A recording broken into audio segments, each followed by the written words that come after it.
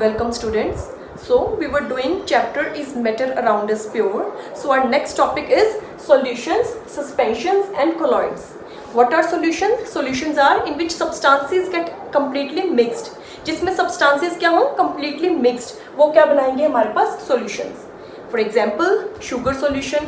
When you add sugar in water, तो sugar क्या हो जाती है, अच्छे से mix हो जाती है. That means it is a solution. जो substances अच्छे से mix हो जाते हैं, these are known as solutions. क्योंकि वो अच्छे से mix हो जाते हैं, they are also known as true solutions.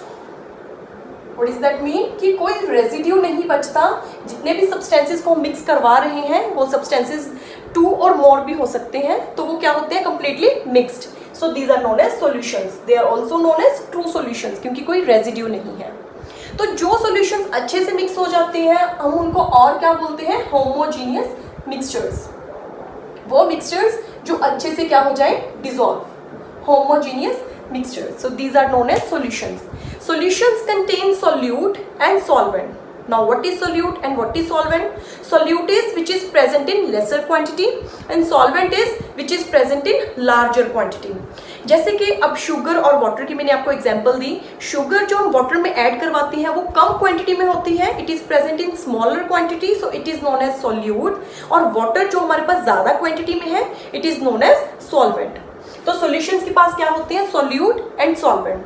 Solute वो जो कम क्वांटिटी में हो, सॉल्वेंट्स वो जो ज्यादा क्वांटिटी में हो. तो सॉल्यूशंस क्या करते हैं, जिसमें सब्सटेंसेस कंप्लीटली मिक्स हो जाएं, which is also known as true solutions.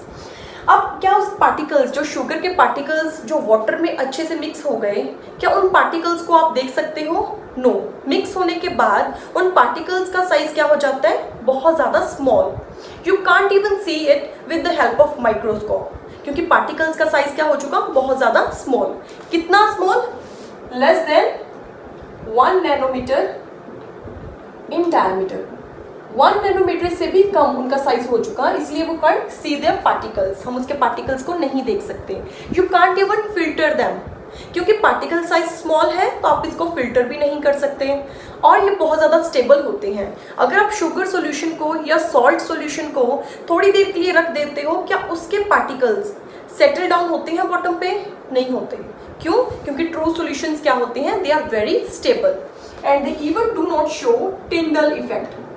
Now what is Tyndall effect? Tyndall effect is if we pass a beam of light from a true solution से अगर एक टॉर्च के साथ या किसी भी चीज के साथ एक बीम ऑफ लाइट में पास करवाऊं, तो अगर तो वो बीम ऑफ लाइट उस सॉल्यूशन में से शो होगी, तब तो वो टिंडल इफेक्ट शो करेगा. अगर ये बीम ऑफ लाइट इस सॉल्यूशन में से शो नहीं होगी, then that solution will not show Tyndall effect. जो ट्रू सॉल्यूशंस हैं, they do not show Tyndall effect. Why? Because जो ये जो बीम ऑफ लाइट है वो ट्रू सॉल्यूशन के बीच में से स्कैटर नहीं हो रही, so they do not show Tyndall effect. This is all about solutions. और क्या है सॉल्यूशंस की कोई एग्जांपल और है? यस. कुछ सॉलिड हैं जो लिक्विड में ऐड हो जाते हैं या सॉलिड में ऐड हो जाते हैं, जो हमारे पास ट्रू सॉल्यूशंस बनाते हैं. अगर सॉलिड में ऐड हो रहा है, when solid is added in solid, कोई ऐसी एग्जांपल जो ट्रू सॉल्यूशन बनाए? Yes, brass. ब्रास क्या होता है? It is a mixture of copper and zinc. Copper और जिंक जब ऐड होते हैं, they form a true solutions. कोई और एग्जांपल? Gas in liquid. जैसे आपके पास सोडा वाटर है. सोडा वाटर क्या होता है? Carbon dioxide in water. जब कार्बन डाइऑक्साइड वाटर के अंदर ऐड होती है तो वो कंप्लीटली मिक्स हो जाती है, so it is also a example of solution. कोई और एग्जाम्पल ऐसी आपके पास है? Liquid in liquid. अगर एक लिक्विड दूसरे लिक्विड में अच्छे से डिसॉल्व हो जाए, example vinegar in water. Vinegar water में अच्छे से डिसॉल्व हो जाता है, so it also form a true solution. Next is suspensions. Suspensions and colloids क्या है? They are heterogeneous mixtures. जैसे सॉल्यूशंस होमोजीनियस मिक्सचर है, ऐसे ही जो सस्पेंशंस और कॉलॉइड्स है, ये क्या है हमारे पास? Heterogeneous mixtures. जिसमें क्या होता है, सस्पेंशंस के केस में क्या होता है, सब्सटेंसेस रिमेन सेपरेट. मतलब one type of substance remain separate from the other type of substance. एक सब्सटेंस दूसरे सब्सटेंस में अच्छे से मिक्स नहीं हो पाता, so that is known as suspensions. For example chalk powder in water, sand in water. जो चॉक पाउडर है, क्या उसके पार्टिकल्स वाटर में अच्छे से मिक्स हो जाते हैं? नहीं होते, राइट? क्योंकि एक तरह का जो सब्सटेंस है, one type of substance remain separate from the other type of substance, तो उनको हम क्या बोलते हैं? सस्पेंशंस. अब जो चॉक पाउडर को हमने वाटर में मिक्स किया, क्या उसके पार्टिकल्स को आप देख सकते हो? Yes, why? क्योंकि उनके पार्टिकल का साइज क्या होता है? लार्जर। कितना large? Larger than 100 nanometre in diameter. 100 nanometer से भी क्या होता है? उनका साइज ज्यादा, इसीलिए उनके पार्टिकल्स को हम देख सकते हैं। क्योंकि हम उनके पार्टिकल्स को देख सकते हैं, उनके पार्टिकल का साइज ज्यादा होता है, so we can also filter them, हम उनको फिल्टर भी कर सकते हैं। And suspensions are very unstable, वो बहुत ज्यादा अनस्टेबल है। व्हाई? बिकॉज अगर हम उनको ऐसे ही थोड़ी देर के लिए रख देते हैं, जो उनका हमने मिक्सचर बनाया चॉक पाउडर और सैंड का वाटर में, थोड़ी देर के लिए उसको ऐसे ही रख देते हैं, then particles will settle down at the bottom. That means they are very unstable. अब ये अनस्टेबल है, they also show Tyndall effect. What is Tyndall effect?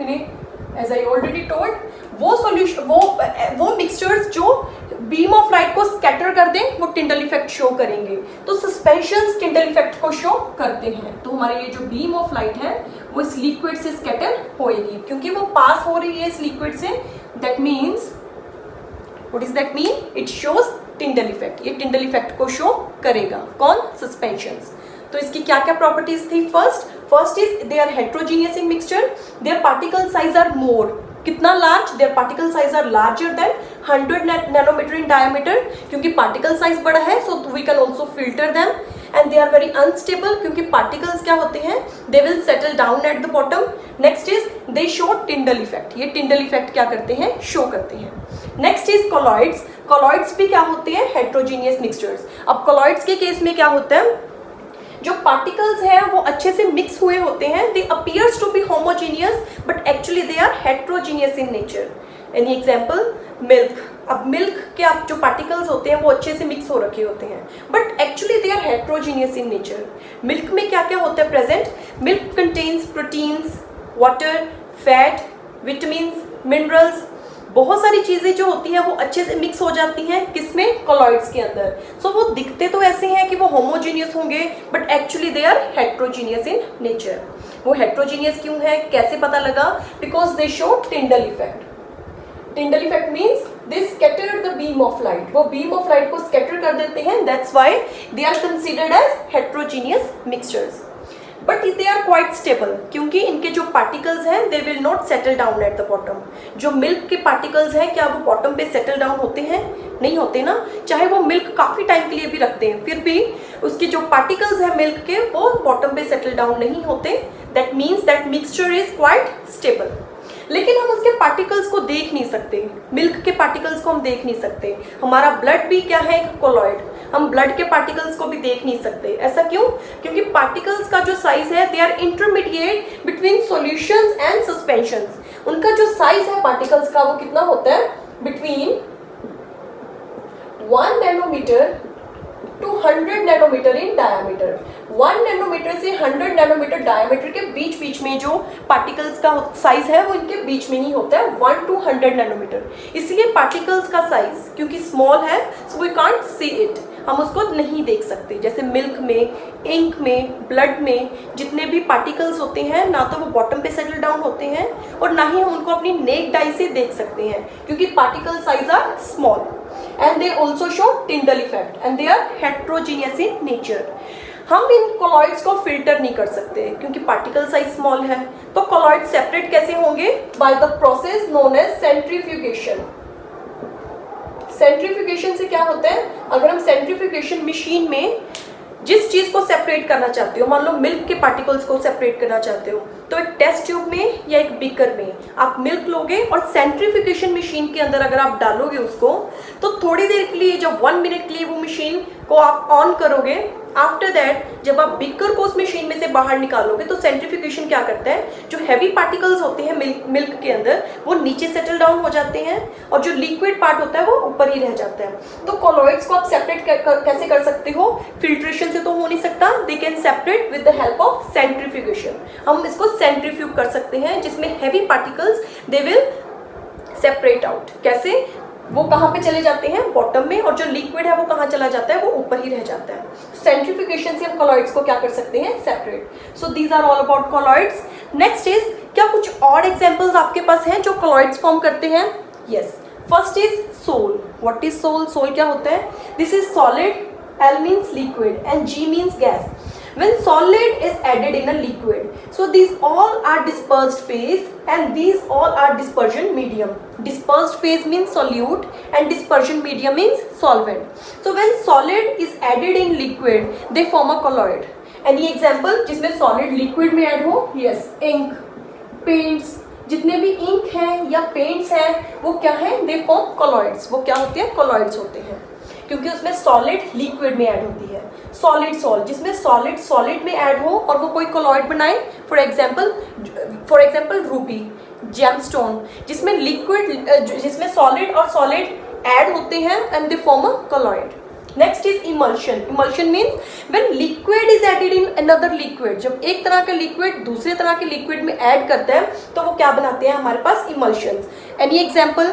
Yes, milk, butter. ये भी किसकी एग्जांपल्स हैं हमारे पास? ये भी किसकी एग्जांपल है? कॉलॉइड्स की. For example milk and butter, Ruby. Next is aerosol. Arrow means air, मतलब कोई भी चीज जो गैस में प्रेजेंट हो. तो एरोसोल इज व्हेन सॉलिड और liquid is added in gas. जब हम सॉलिड और लिक्विड को गैस में ऐड करवाते हैं तब भी वो क्या फॉर्म करते हैं हमारे पास? कॉलॉइड्स. ऐसी कोई एग्जांपल? यस, हेयर स्प्रे, जिसमें गैस के अंदर हम कुछ लिक्विड के पार्टिकल्स डाल देते हैं. या फिर स्मोक. स्मोक क्या है? एयर के अंदर जब कुछ सॉलिड पार्टिकल्स चले जाते हैं दे फॉर्म स्मोक. तो स्मोक भी क्या है और हेयर स्प्रे भी क्या है? It also a colloid. Gel. Gel means when solid is added in a liquid, they form a continuous network and they form gel. Jellies, right? जितनी भी jellies हैं या gelatin है, they are also colloids. Next is foam. जो foam form करता है वो भी क्या होता है हमारे पास? colloid. क्या होता है foam? When gas is added in liquid. जब gas liquid में add होती है तब भी वो क्या बनाता है? colloid. कोई एग्जाम्पल जैसे कि सोप बबल्स हो गए, फायर एक्सटिंग्विशर फॉर्म होगी, वो भी हमारे पास क्या बनाते हैं? Colloid. Next is solid form.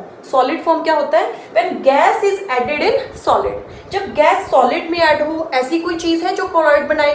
Yes, जैसे कि ब्रेड, स्पॉन्ज. अब स्पॉन्ज में क्या होता है? वो सॉलिड होती है लेकिन उसके अंदर कुछ होल्स होते हैं जिसमें एयर ट्रैप हो जाती है, तो वो क्या है? सॉलिड, जिसमें गैस पार्टिकल्स क्या होते हैं? ऐड. सो वो भी क्या बनाते हैं हमारे पास? Colloids. So these are some of the examples of colloids. So solutions, suspensions and colloids. And next topic is saturated and unsaturated solutions. What are saturated and unsaturated solutions?